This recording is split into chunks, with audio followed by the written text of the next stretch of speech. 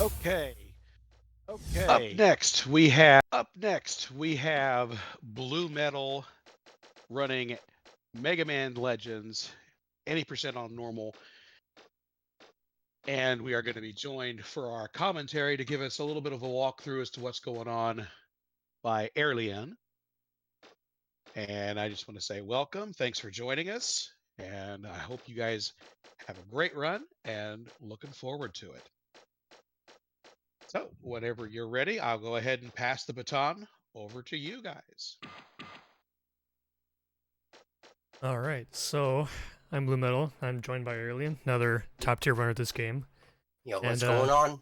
yeah, I'm gonna be running the first 3D Mega Man game. It's really fun, Mega Man Legends. As you can see, this is the Japanese version called Rockman Dash, and it's faster by a little bit over a minute, mainly due to text boxes. But whatever, we'll cover that stuff as we go. But for now, let's just okay, my settings are good, so we're gonna just go ahead and get the run started, and then we'll just talk about it as we go. So, 3, 2, 1, go. Alright, Mega Man Legends is a janky game. It's a really fun game, and at the very start of the run, you're going to be seeing that blues turn diagonally. It's faster to run diagonally by some arbitrary percentage between 1.2 and 1.5 times, so you pretty much want to be diagonal the entire run. One minor little piece of tech is jumping through tutorial boxes to maintain momentum while we're stripped of control. So we're pretty much just going through this completely consistent dungeon with movement we've done a million times over. Yeah. Cutting corners. There's a little piece of tech coming up with shooting this antenna on the left in midair and stuttering it. A little bit of recent tech, and kicking the other one is pretty good. And we're getting our first buster part. Going to be optimizing our DPS via buster parts throughout the run. Getting an attack upgrade first. Then we were doing something called stutter shooting, something that's been rather infamous throughout this series, and it's pretty useful for this boss specifically. Oh, I got a 4-shot. I tried to fix it and now it's all messed up, but this fight's not going to go terribly. Unless he doesn't stun, then whatever, man. Yo! He does Yeah, the yeah, thing. yeah. Sometimes he just won't stun, and for reasons I don't quite understand yet. Because when I do runs, I'm anticipating him to get stunned right there, and then I just finish him off. But like, whatever, it's not a huge deal. But yeah. So stutter shooting, it's a very important piece of tech for combat. You want to mash forward at a set rhythm, and depending on your control scheme, you want to add in your camera buttons as well. Because for some reason, using your camera buttons lets you shoot even faster. So if you're on the default scheme where you use the shoulder buttons to turn, if you hold both L1 and R1 together, you get the stutter shoot even faster. And if you're on the other scheme, you just mash diagonal. It's a little bit faster than just mashing up, but either way, it's a cool way to shoot faster, and it's got a rhythm to it. Overall, you get way more DPS than you're meant to, which leads to some quick kills in the run. And now we're going to be doing a little mandatory quest here, saving the junk shop lady's husband from underground. He's being chased by snakes. He hates snakes. He's got a little Indiana Jones thing going on. And we're pretty much just, all you want to do is try and read the room and figure out where all these random snakes are as quickly as possible. It's like not a huge risk of time loss, except when you literally can't see the snake because it's obscured by the camera, and they kind of blend in. Yeah, they're a little tough to see. Grabbed a big chunk of money from the hole in the wall. I'm gonna be doing that a few times in the run. You get a lot of cash, which is just like the perfect amount for the routing we have going. That was actually a fairly okay I almost room. didn't see that last one. Yeah. Case in point, man. Yeah, sometimes the green guys, the Zakobans, can be in the way, and you just have to jump over them. Like, sometimes you can run straight through them. It's only when they're spinning or shooting a bomb that they're an actual threat. Yeah, I was hoping I was able to run past one of them, but no, he was done with his bomb. He was gonna start spinning as soon as I got there, so I couldn't just run through him. But oh well, that wasn't really a bad snake pit. Just sometimes things get a little bit awkward with where they're placed because it's random. Don't know if they're gonna be in a corner or in a particularly bad corner where your Buster auto aim likes to take over, or blending in and such. But that was good enough. And I also canceled on that text box, so the people of the town now think my name is Hippopotamus. I'm not kidding. That's actually what the option says, both in English and in Japanese. So we go through this tutorial with Roll. She talks to us about the support card, but we can't really do anything with it yet. She just talks about something we can use, like, later. We can use it for fast traveling, developing new stuff, upgrading weapons and whatnot. But that's not for a little while yet. So at this point, though, we're just going from point A to point B, talking to NPCs and such, going through some mandatory events. So if there's any donations you gotta get in, then we got a lot of time for now, for plenty of them. Okay, well, we don't have anything on the board just yet, but we still are working on quite a bit of donation targets. So we still have those 2 that I mentioned earlier that are still up. Hit boxes. Anyway, you can keep going. We still have the Super Mario Brothers Small Fire Mario target that's still open, as well as the Bloodstained Curse of the Moon target that is still open. So those are still floating around. And of course, we still have all of the raffles that are going to be happening, all the donation prizes where if you meet the minimum donation amount, you get an entry for each for those items as well. So for paintings by Lady Galaga or perler art by Kinda Nerdy Housewife, among other things, lots of great stuff out there to get, and of course, still more great speedrunning to come. So Sweet. All And right. now we have a Japanese exclusive tech right here, brutally kicking a dog. It's a walking football, as my dad would put it. So, Yeah. in English, you normally have to talk to Tron and then talk to the dog to get it to just peacefully walk away, but that was with PETA's influence, whereas Japan doesn't really care, so you get to just walk over there, kick the dog, and save like 20 seconds.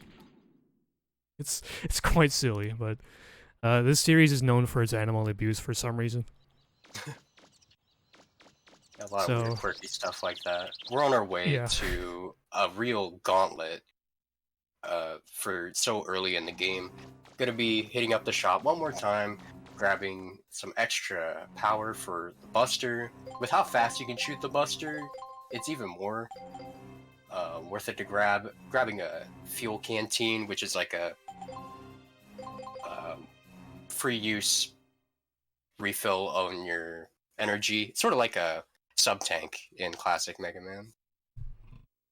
Mm-hmm. So now we have the Bloom Bears. I'm gonna run up, throw a mine, run to the other one, make after the health bars appear by doing damage to the first one. Then you can take out the blue one. The key gets thrown to it every single time. Pro dodge, grab all the money, and now I'm gonna put this boss to do a stun lock. Yep, we got it. Nice.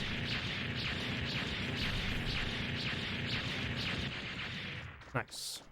Yep, good stuff. But now the real meat of the run, unfortunately, it's kind of like spoiled rotten meat, because this is where most people have to reset in the higher level. This place is extremely random. It's random from the very first pattern you get on this tank right here. Got a pretty good one. And now Blue's going to be attempting to down these flyers, which are mostly consistent. They're only influenced by your movement, so as long as you're mostly staying on the same path every time, it shouldn't be a problem. But some runs, you have to go out of your way for the first tank, so it can be pretty annoying to have to deal with adaptation.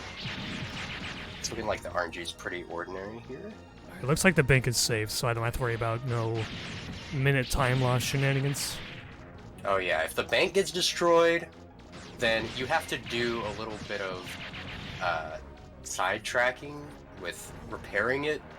Really annoying. You gotta spend money, you gotta go to the city hall, you have to go through multiple screen transitions to repair it. Don't have to worry about any of that. And now we get to fight Bon, which is gonna be luring him to a pole and once again dropping a million mines on him. Let's see. Give me missiles, but alright,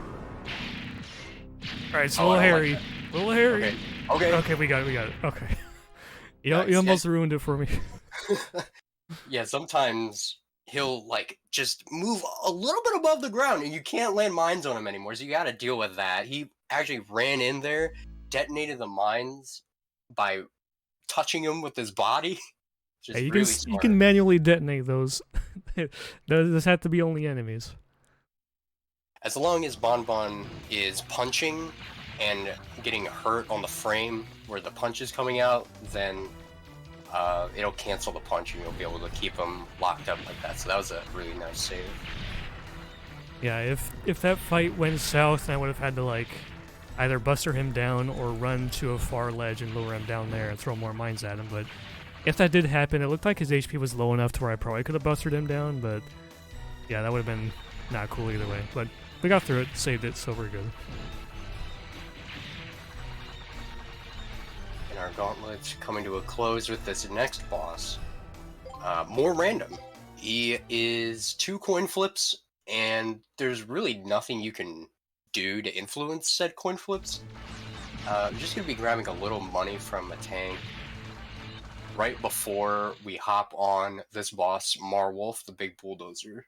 We're going to hop on his back and once again throw mines into the cockpit. So the first set of RNG is bomb or birds. You want birds first. Looks like that's what I got. You do not want birds second. Birds second means you're getting an extra cycle. Let's see what we got here. Best pattern, let's go. Yep, best pattern. Nice. Quick kill. Saves about 2 seconds too. Over the shutter door can close. And once that happens, the boss actually does like a tantrum and then hurts itself. So that's 2 ways the fight can go. Yeah, pretty nice. Yeah, during that downtime of the boss just getting mad for that you beat him, we just go and blow up another tank for even more money. And money is somewhat tight, but not that tight. Because after the next dungeon, we're pretty much no longer concerned with money. I just need to come out of the next dungeon with at least 19,260 zenny, I think. Yep. And speaking of the next dungeon, we're going to be getting in there earlier than you're supposed to by doing a little skip. Like, normally there's going to be a cave you go through, and then on the other side there's going to be a bunch of tanks and turrets, and then Roll's going to be following you with the support car. But we can skip all that. Because there's going to be a underground nearby. There's going to be a little corner where you can actually clip through the wall with the right speed and the right angle. And it's the only wall in the game you can do that with. So it's like one misaligned tile just led us to being able to skip this next auto score section coming up.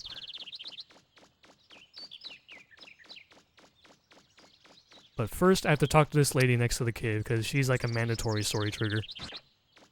Alright, now I can go in here and do the skip.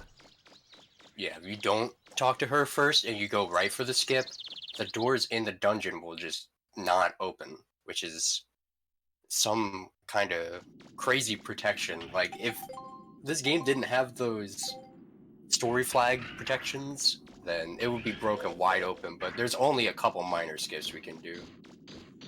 With how airtight it is. Okay, you got the angle. Here we go. And we're out. Grabbing 1/2 of the jet skates part for faster movement later on. And we're going to be grabbing 9k from this hole. Really convenient that that's there, because I can't even imagine the pain that would ensue if we had to grind a whole bunch of money from the nests coming up. Yeah, that'd be really obnoxious. And speaking of the nests, I have to do something called kick storage on one of them, where I'm going to be kicking one of them before I blow it up, but right when I kick it, I need to pause on the very specific frame that it hits, and then when I switch weapons back to the mines, I'll have my kick momentum stored. So the next time I kick, I'll get pushed backwards as if I did kick something. Got it? But, hang on, blow it up. Oh, I almost got knocked over, that would have been bad. So next time I kick, I'll get pushed backwards even if I kick nothing, and we're going to use that for another skip later. It's a really interesting tech. You just have to pause on the frame that the kick lands on something. It can even be a wall. And just pause on the correct frame, swap weapons, and then you have your kick momentum stored. It's pretty nice. Yeah, there's no way to accidentally use it either, because we're going to be using the special weapon. Like, using the special weapon doesn't expend it at all. It's purely attached to the kick attack. There's a crazy trick you can do in this room that is absolutely never going to be safe in a marathon, called Death Warp. You essentially go down to red bar, so you die in the next hit, and then you lure one of those floating guys over on the conveyor belt to knock yourself back onto this green chest that just spat out a key. And then, as the chest is falling off the conveyor belt, you cancel your death, which makes you turn into a zombie. So you can't really do a whole lot. You can't interact with doors, you can't pause, so you are left for dead unless you get a health drop. And what you do is you double tap the door that Blue just went through to set up a warp point for when you revive. You get a health drop after you grab the key, and you instantly teleport to the door instead of having to walk all the way back. It's pretty awesome. There have been a couple runs done in real time with it, but it's extremely luck-based. Never gonna be safe for a marathon, but it's pretty swag. Yeah, it's funny how it was discovered too. I can talk about that later. Did you have something you want to chime in with? Yeah, I just wanted to quickly chime in here and just mention that we have one donation target that we're still really pushing to try and make it happen. We've actually drawn it out another half an hour. So that's the Super Meat Boy Play All Light Levels donation target of $750. We've gotten a little less than halfway there, and it is sitting there waiting to be caught. It's going to close here in about 25 minutes. So if you want to try and get that done, we need to get that one knocked out, and then hopefully we'll be able to pull that one off. Nice. Pretty convenient timing on that, since we're coming up on a long auto scroller. Should be perfect for getting anything red if you have something to submit.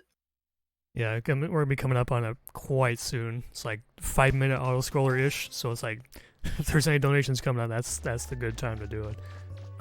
But until then, we're gonna be doing our last shopping trip. Gonna be buying the hyper cartridge, which lets me restore weapon ammo and a few buster parts.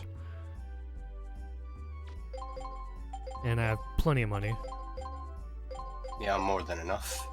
Yeah, grabbing hyper cartridge, which will be pivotal for the final boss, refilling our special weapon energy, and essentially doubling our damage. So it's absolutely worth grabbing.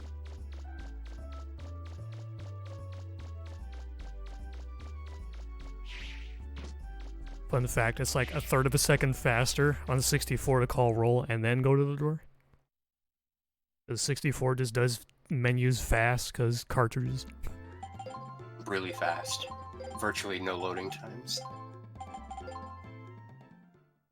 But speaking of calling roll to go to a door, we do that here because the room is just so big.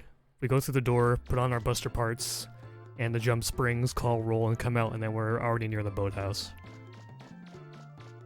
That's faster no matter what version you're doing.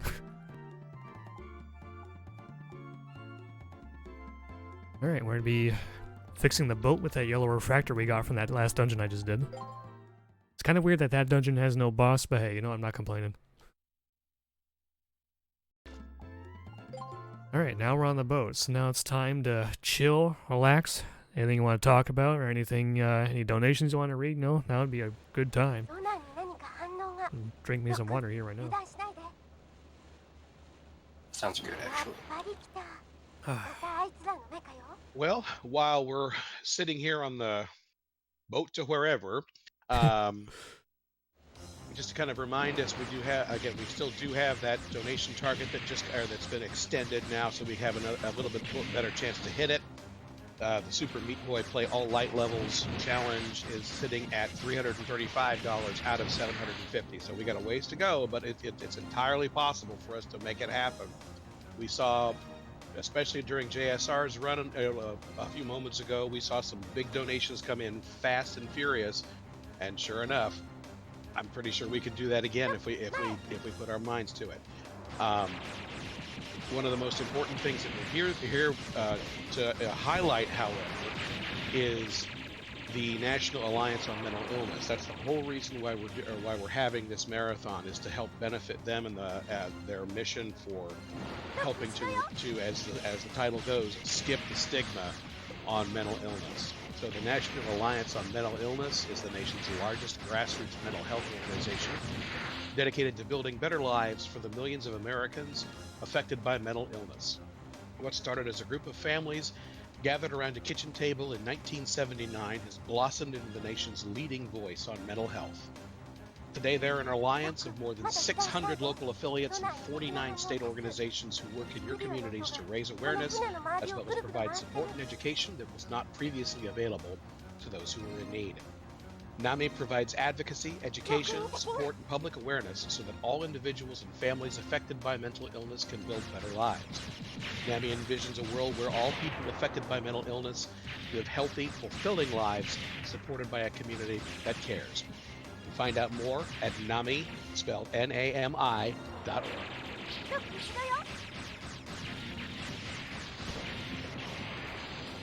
And I'm not sure how much longer we have on this particular ride, since I've never played the game before. So few minutes. It's like there's really not a whole lot going on. Like on hard mode, this place is actually really threatening. So it would take. I think it would still be the same way. Like, still a good time to read donations and whatnot. Yeah, we're pretty much just defending our boat, trying to destroy all the other boats, and then we finally come up on the big boss boat that's shaped like a frog. So, still some time left before this part's over. Well, then while we wait for some more donations to come in, I guess I might as well ask. The one thing that I've seen a lot of before with this is the opening segment where you're running around town trying to stop things from getting trashed by the robots, and I guess so I kind of struggled to figure out exactly what's going on during that entire sequence. Yeah, we can give a rundown. Pirates are just dropping off some of their bots, trying to. The whole story thing is that they're just after a treasure that's buried on the island when it's really hardly a treasure at all, and they're trying to like threaten the mayor to let them do whatever they want on the island. So there's like some boss fights and some other invasion segments, and it's just like we're just trying to stop their shenanigans. It's like the Mega Man version of, like, I don't know, Team Rocket or something. And in the City Hall section that I was just doing, where it was really RNG heavy, and where I was worried about the bank and whatnot, it's there's a side quest for me doing later on in the run that needs both the bank and the police station alive. So as long as I lost neither of those buildings, then we're good. But otherwise, it's just like destroy everything else before they destroy anything. But funny enough, they can destroy whatever they want, just not those two buildings. Yeah, in short, pirates, they want treasure, they'll do it at all costs. They're pretty, what's the word? Like, they have no remorse. They are very shameless pirates. Yeah. And there's, I don't know, there's some weird, like, Crush subplot with Tron, the girl in their group falling in love with Mega Man, and then they're like really great characters. Like, this game's characterization is really charming, but we don't really get to see that bloom in the speedrun. Especially this guy right here, Teasel, best character in the game. You can't tell me otherwise. Yeah, absolutely. Well, I've seen Tronbon before, especially because she has her own game as well, to a certain extent. But Yeah, if I remember right, isn't this the first time she shows up? that's Yeah. right. She's also in some of Marvel vs. Capcom games as well, which is Yep. kind of interesting to me. It's like, okay, they pick a Mega Man Legends character. That's awesome. Alright, time to set up on this here boss.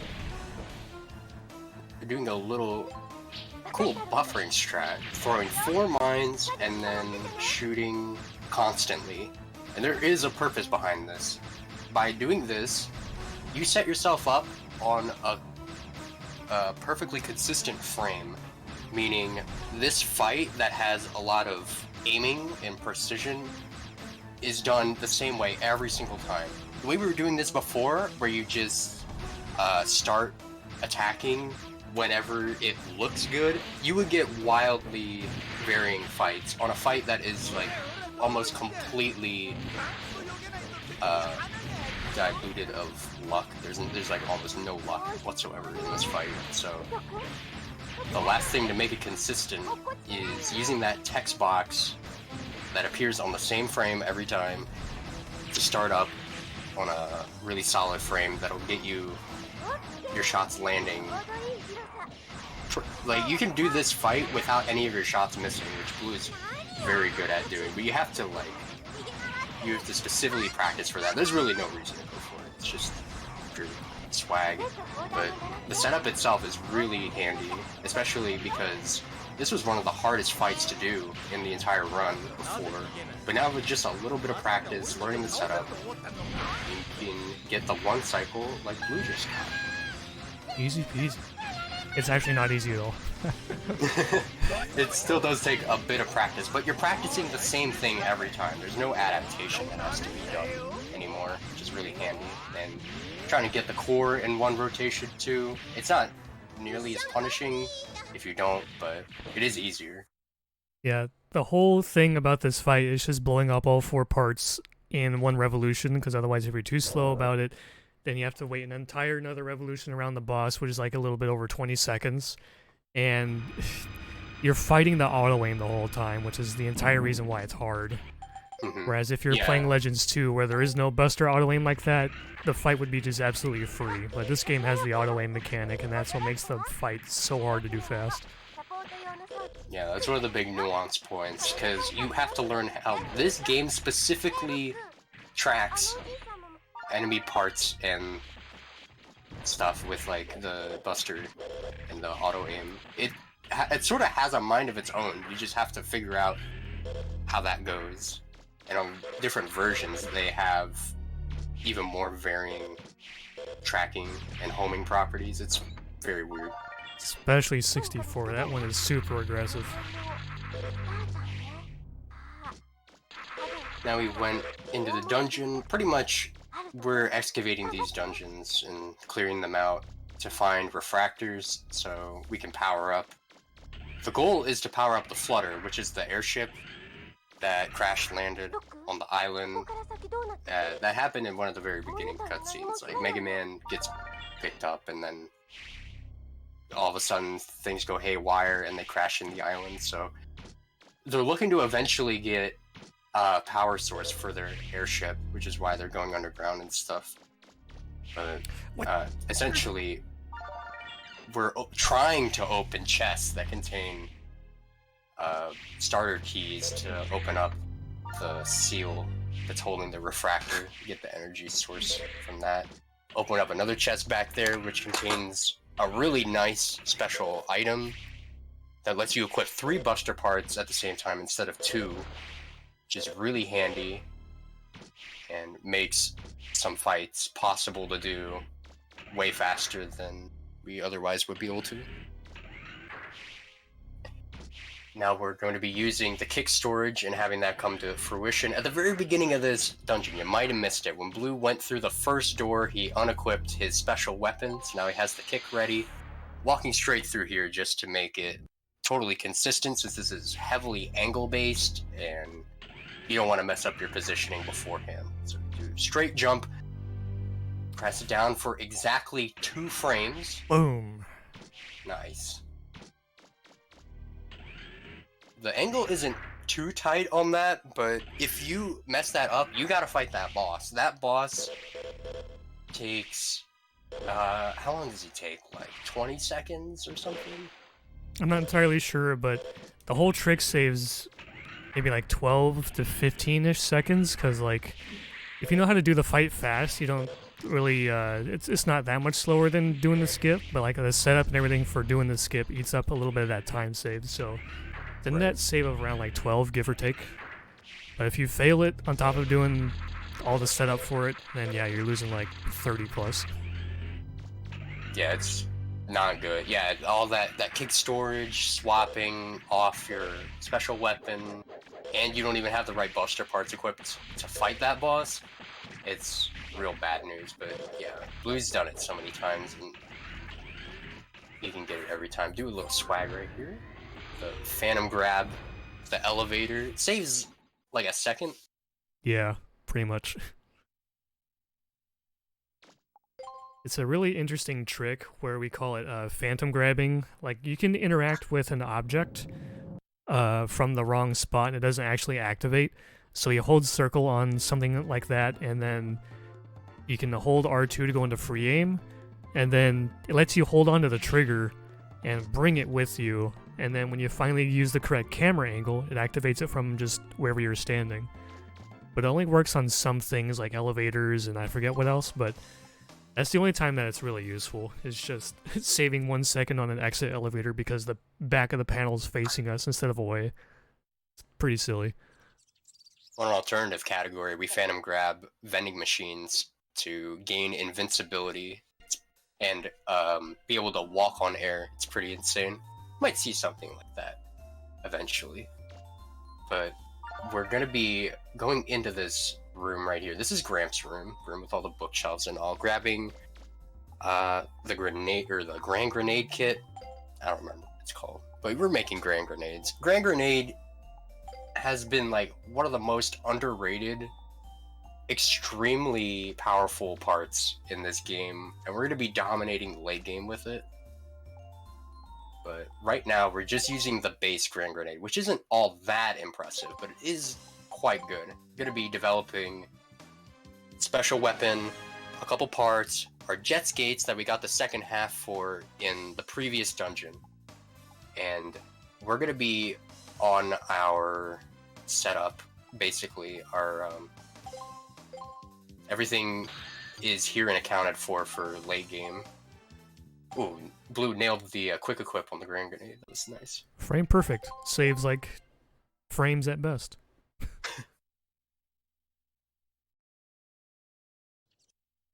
So yeah, the Grand Grenades at base, they're not that strong, but they're strong enough to deal with everything that we need to actually fight. And then, like, we get them because they're right next door in the same place that we're at, and because you need one of 3 weapons to blow up a fake ceiling in this dungeon. So, like, you basically need to get it because it's so close, and on top of it, when it's upgraded later, it just destroys everything.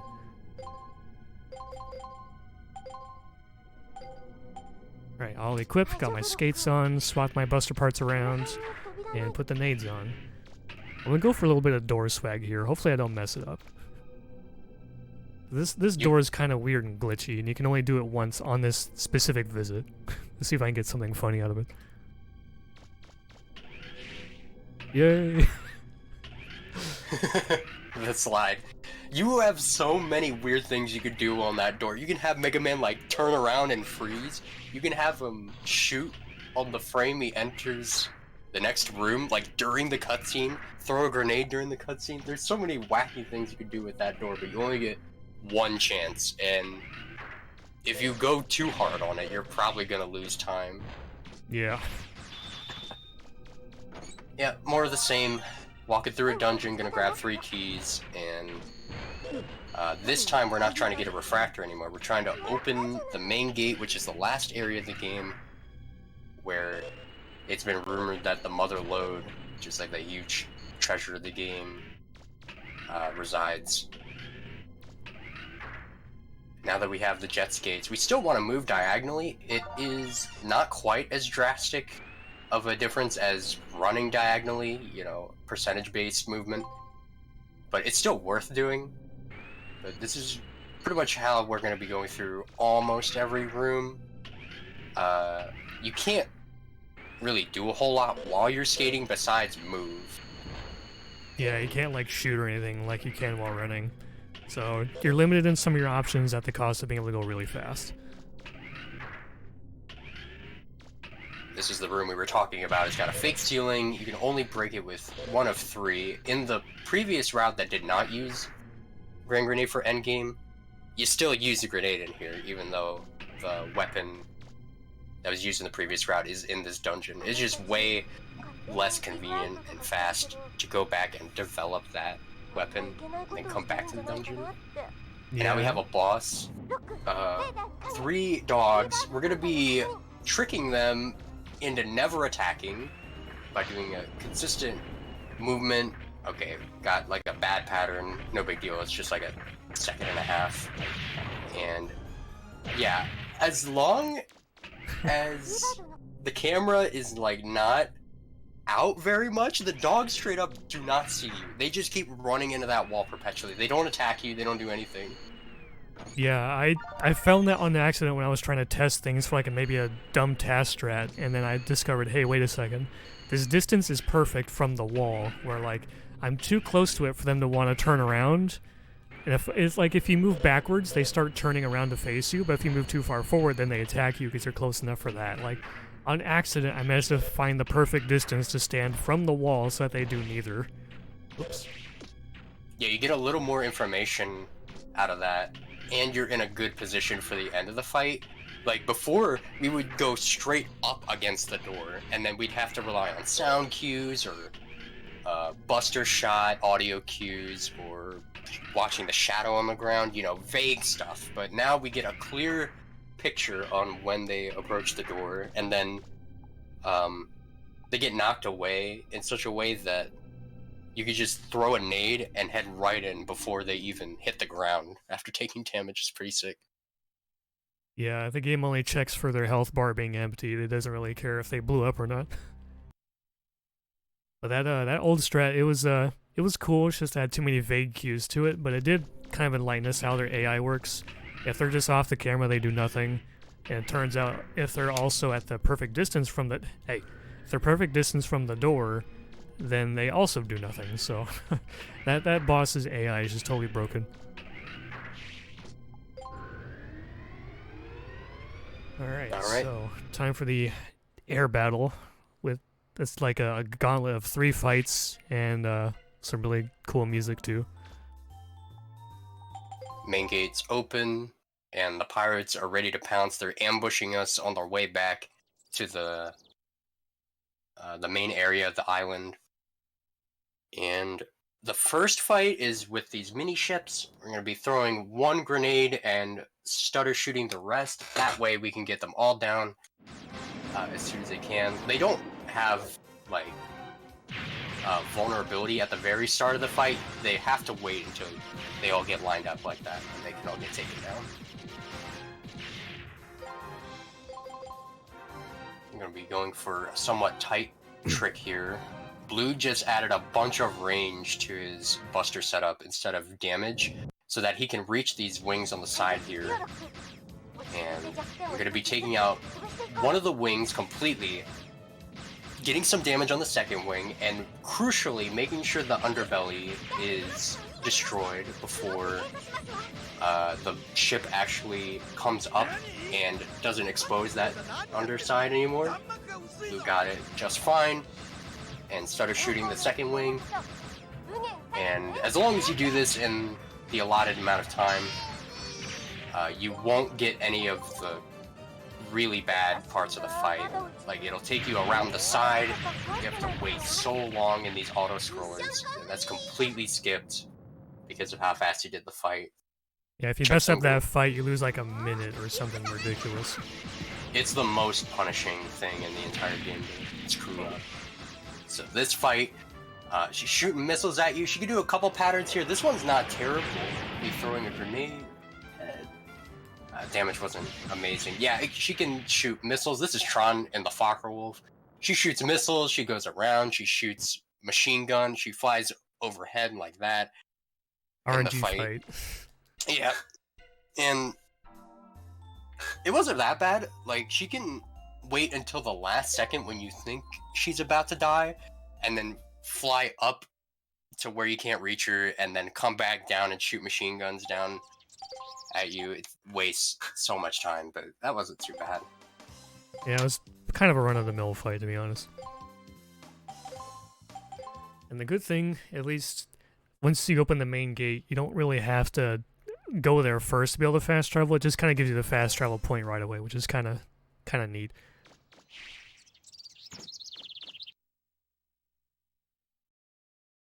But here we're in the main gate. It's just a gigantic spiral, and there's like 3 locked doors at the bottom. And just like the other dungeons, we have to get 3 keys, but these keys are outside the dungeon. We have to instead open up 3 sections. They're called sub-cities. And those 3 sub-cities have the keys we're looking for. So we come in here to open them up, go get the keys, and then we come back. And those said sub-cities are, they're all interesting and unique, and have their own strats to them. And a couple of them have a lot of RNG, but we'll just see what hand we're dealt. But until we can do that, we have to deal with the Bond's like final fight against you. The pirates, they built this huge mech. His name is Bruno, and as of late, he's become like the hardest boss to kill quickly. Like, he's not that hard to just beat in a speedrun, but to do it fast, it's really tough because it's really reliant on your grenade damage, which can be very inconsistent. All right, Bruno time. Opening up with a couple of stutter volleys and jumping towards him, trying to maximize your damage at the very start. Each shot definitely counts when you're going for like a PB. Okay.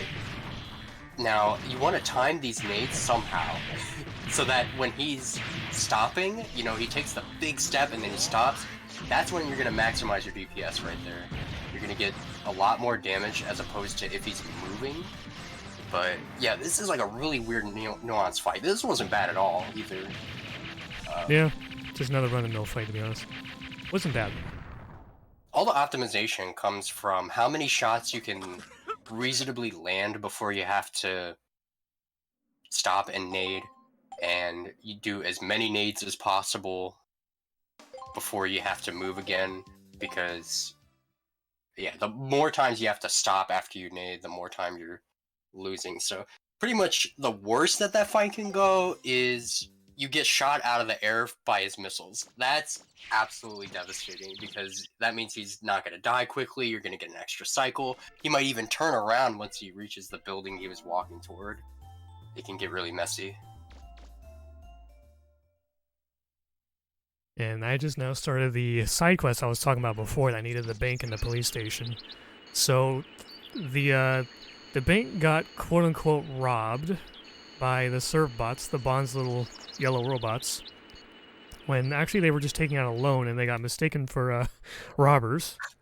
So we're going to stop them from, you know, robbing the bank, and we're going to pick up the trunk of cash that they drop, and we're going to steal it, because we need that money. Stealing it for the greater good. This thing has 10 HP, shoot it once, and you can actually do damage to it by running into the side of it with the jet skates. There's no other thing in the game that could be damaged with skates like that. It's pretty interesting. Grabbing a trunk full of 200,000 zenny is way more than we would ever dream to grab otherwise. Yeah. Alright, so here's Sub-City 1. This boss, his name is like Gaini Turin or something strange. And of course we have a number of tasteful nicknames for him in the community, which we're not going to repeat here, but we shoot him in the butt a bunch, he runs away, and I got the bad coin flip, he went left. I want him to go right, because we're wrapping around this building, but he's going the other way, so it's going to lose me a little bit of time.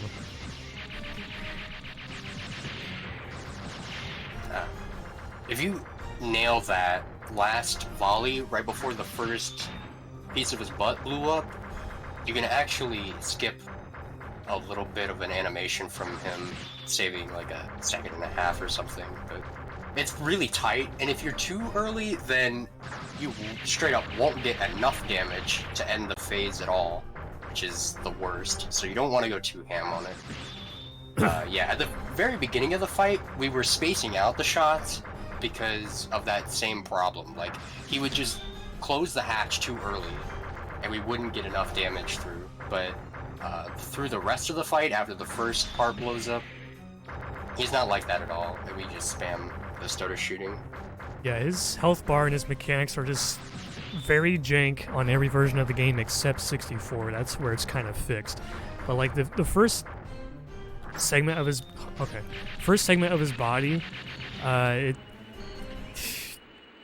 you want to, like, the first two segments of his body, they have 9 buster shots that they take total, but the first segment you do 1 hit and he closes up immediately for some reason. So if you want to destroy that segment of his body in 2 more cycles, you have to do these 2 4-shot volleys that are slow, because if you shoot too fast, he closes up early. It's a weird DPS check. It's very strange, but we dealt with him, and I'm going to spend the money here on upgrading these grand grenades, and now everything I throw these at dies in like 1 or 2 hits, because it's just that insanely strong. And these enemies are tanky too, so that tells you how strong it is. And we're here downtown again for the next sub-city, and this place has a lot of tanky enemies and a lot of RNG. Yeah, I can't imagine how annoying it would be to use regular grenades or buster shooting these guys. Having like the routing go so that we get all this money, which is the perfect amount of money for power upgrade energy. By the way, that strat is really cool. Lining those 2 up together to hit each other with the splash damage of grenade. Pretty sick stuff. You're gonna be chasing around the enemies, but yeah, you get just enough money to upgrade everything you would possibly need for the grand grenades. You get enormous damage, some more energy, so that you have enough nades to get the job done and not have to rely on the buster, pretty much. The buster is way weaker. Like, it is a pea shooter compared to this behemoth of a special weapon we have now. Yeah, it's insanely powerful. And then in the next area, we get to really show how useful its range upgrade is, because there's going to be like 2 or 3 long throws that we do where you just aim all the way up and just throw it and then keep moving. It's really cool. Yeah, since we didn't have to gun down that first boss with the butts like as fast as possible, like we were losing no time whatsoever delaying our grenade development for after the fight. Yeah, that first sub-city boss, it didn't really need anything more powerful than the busters, so we didn't need to upgrade right away. So this one, your hippos can go in a variety of different areas, but for the most part, this is consistent. It's like half these enemies could do something and go awry. Gonna be saving a nade. We would usually use a nade on that walker back there before that high throw that you have just enough range to hit the dude on the building. And gonna be doing one more long throw. Very nice. Got him. That's the 3rd key. Time to go back into the main gate. And time to face the final boss. And on the way to the final boss, I'm going to be attempting a glitch to get invincibility. Because we recently discovered that you can get an invincibility glitch and fight the final boss while invincible and just not care about anything he does. Now in hard mode, that glitch saves like 30 seconds or something because of how big his health bar is. On normal, if you're good at the fight, it's like 4-ish seconds slower. But for the sake of a marathon, I'm going to attempt it anyway. Because why not? It's swag and it's cool, and I get to just not care what this dang boss does to me. Assuming I get the glitch. I'm kind of on and off with it. So we'll see if it takes 1 try or like a few tries. Yeah, there's virtually no penalty for if you have to repeat attempts on trying to get it. Like, in a marathon setting anyway, like, it's not going to be anything bad happening, even though we're going to be taking some damage. Yeah, the way the glitch works is you want to talk to Data right in front of the boss door, and you want to cancel talking to him so like you get this little zoom out effect, but you want to lure an enemy in there first, so you have the enemy blow up on you as you're canceling the Data text box. So during the zoom out, you get hit. And for some reason during that zoom out, when you get knocked over, it cancels the knockdown and you're just like floating in the air and you're invincible. So it cancels your knockdown so that your iframes never get turned off, which is nice.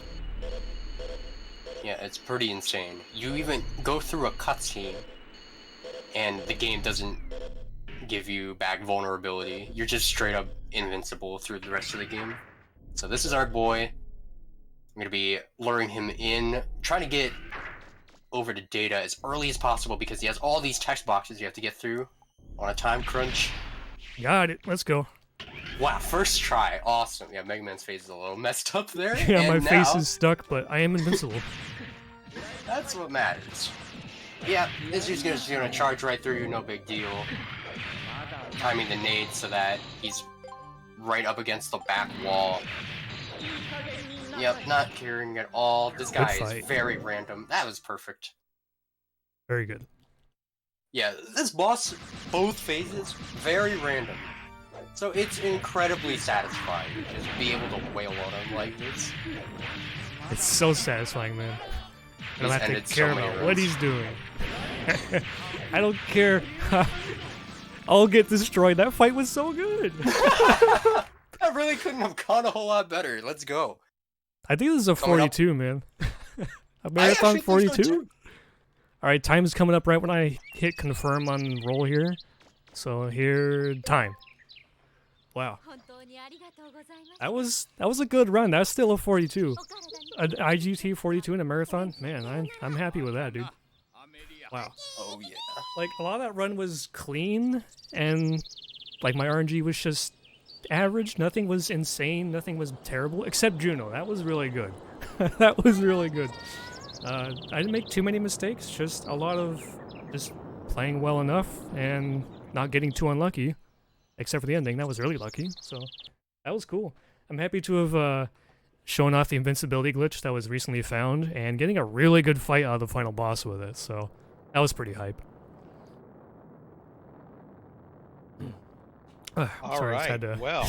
get a little bit more water, but yeah, that was fun. Thank you for having me. Absolutely. We're very, very glad that you could come out here and give us a great run on this game. But really, I don't know that, I mean, just me personally, I don't know a whole lot about, but it certainly is definitely a intricate speed run with quite a lot of interesting little tricks and things you got to pay attention to. So lots of good stuff to chew on, so to speak, in this. Mm-hmm. But obviously, great job on a great job on the run, and thank you very much for joining us, both BlueMetal and Airlien, for the commentary as well. And at the same time, I also want to say thank you as well to JSR and Lilavir and the others who were playing, and Maya, who were all in the background doing all of the stuff, the work behind the scenes to help make this event run as smoothly as it has since it's gotten off to such a great start and such a great way to go, along with all of the other commentators and hosts that have been through this evening. And we've got a lot more great stuff coming for you here in just a little bit. So coming up next after the break, we're going to switch out some things. So Shredberg is going to be coming up with Super Meat Boy on any %, and we're also going to switch hosts as well. We'll go to Own Level 1 Live is going to join us here to start hosting things, and I will be signing off for the evening. But once again, thanks for joining us, and we hope you really enjoy the rest of the show we have for you the rest of this weekend. And we'll have a little bit more coming up in terms of a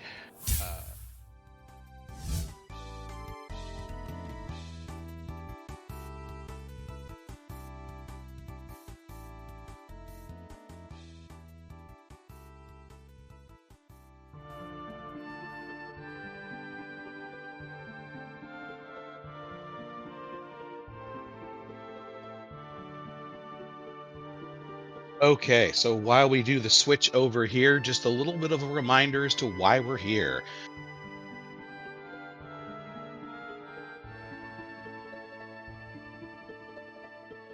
So, just a little bit of a reminder as to why we're here. We're here in support of NAMI, which is the National Alliance on Mental Illness, and they are the nation's largest grassroots mental health organization dedicated to building better lives for millions of Americans who were affected by mental illness. You can find more out about their mission at NAMI, spelled NAMI.org.